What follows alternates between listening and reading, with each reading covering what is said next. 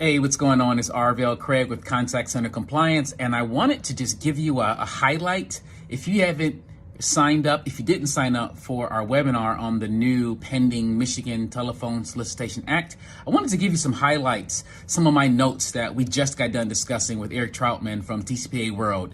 If you want to sign up and watch the replay, check out the link on this page, under this video, above this video, so that you can watch the replay, which will probably be posted tomorrow. We went for a full hour and didn't even cover all the details of it. But again, I just want to give you some of my highlights of it. Number one, in the Michigan bill, it has a definition of an auto dialer. They use the phrase ADAD, but in general, the definition is very similar to the definition of Florida, right? It's pretty broad, right? And they use the phrase automatic dialing and announcing device, which is any device or system of devices used whether alone or in conjunction with other equipment for the purpose of automatically selecting or dialing telephone numbers. So again, that definition is very broad. So you definitely want to be thinking about that if you're going to be using a similar type of device for residents in Michigan.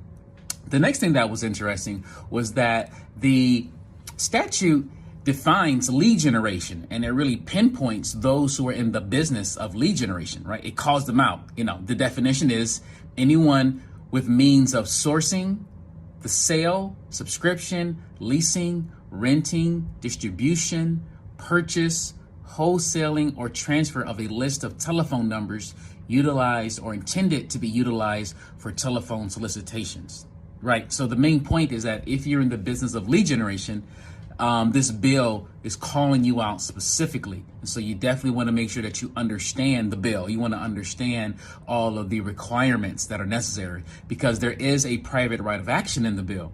And so those of you who are lead generation, you can be named. You're not exempt from understanding the details of it. So that was interesting to me, that it called out the business and the industry of lead generation specifically.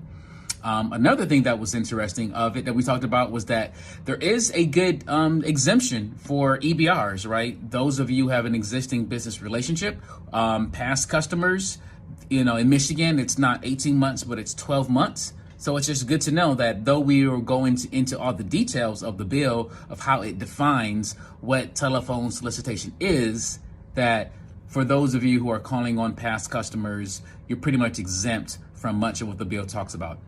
I mentioned earlier about disclosures. There is a lot of specific details and definitions of what your disclosure requirements are for calling in Michigan, right? You can't just use a fake name. You can't just, not clearly define or disclose who you are, who's actually on the phone, first name, last name. You need to disclose the company that you're representing or that you're calling on the behalf of, which, if you're in lead generation and you're calling for the potential sale of multiple companies, that definitely can cause you some challenges and some things to try to figure out if you want to call people in Michigan. Let's see, what else did I have? Again, there's a lot of specifics on that. The Attorney General in Michigan, they are enforcing a lot of things to restrict robocalling, and those who are not following their guidelines, and the penalties and the fines in Michigan, as we stated, as you may have heard, are $25,000, can be up to $25,000 for violating this act. But in reality, the fines and the violations can be $50,000 or $75,000 per violation. The last thing I'll mention as a highlight to what we talked about is that the requirements for consent in Michigan are different, right? They are not using the express, or they're not using the federal prior express written consent format, right? They use this phrase called, what is it? It's more of a express verifiable authorization. That's what they use for defining what consent is necessary. And in general, that opens up the door for oral consent, right? It's not just written. You can have oral consent, which is valid for making calls in Michigan, using whatever type of equipment or whoever you're calling. You can have oral consent. So anyway, anything else? I'll stop there. Again, this video is about 5 minutes now, but again, make sure you watch the entire video replay. We went like an hour, even an hour and 5 minutes. if you want to see everything else.